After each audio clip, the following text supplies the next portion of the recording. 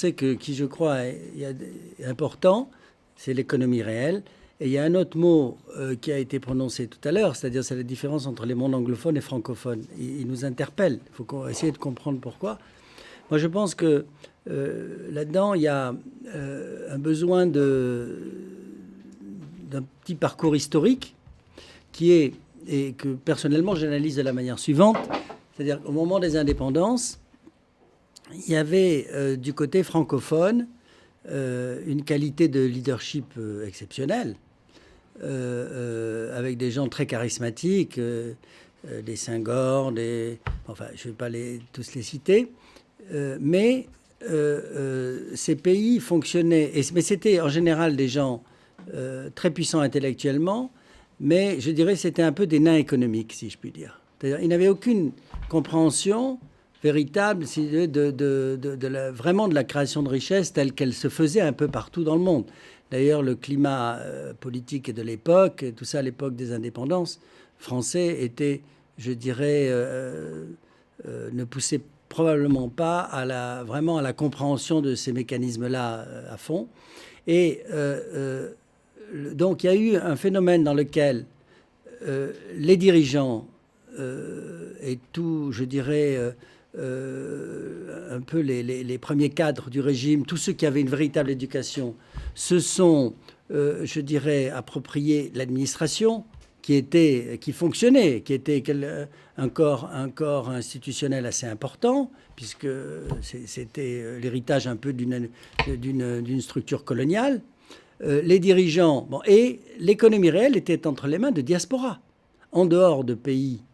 Un pays comme l'exception, qui était la Côte d'Ivoire, qui effectivement était dirigé par un planteur, quelqu'un qui avait qui était vraiment un entrepreneur, planteur, et qui a entraîné aussi sa population, qui a fait à un moment donné quand même la prospérité de la Côte d'Ivoire, qui elle-même d'ailleurs a été bloquée dans son développement.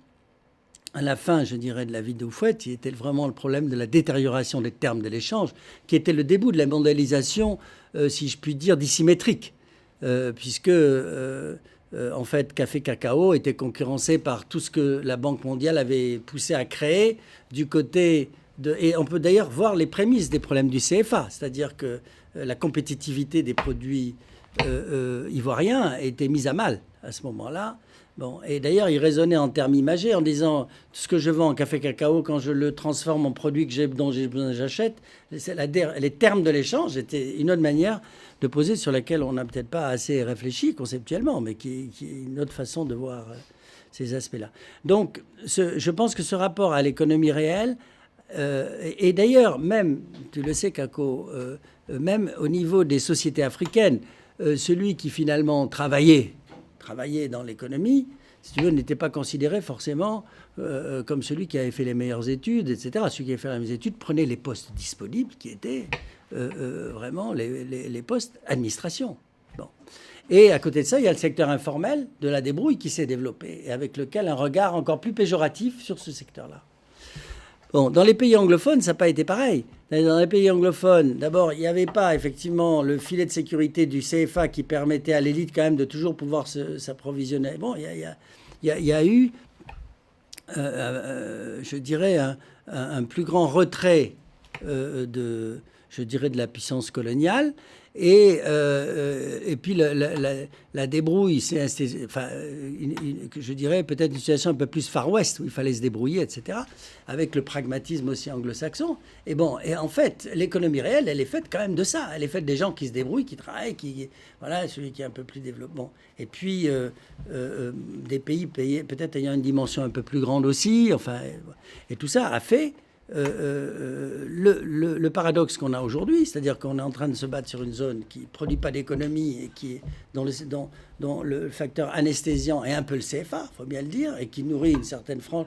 Mais comme la démographie a rendu ce système de plus en plus inapproprié, on se trouve devant l'impasse actuelle. Voilà. Donc moi je pense que cette évolution du secteur privé dans sa composante ou capitaliste ou autre, mais comme force de l'économie réelle, mérite d'être analysée dans les comparatifs et de même le rôle de la monnaie.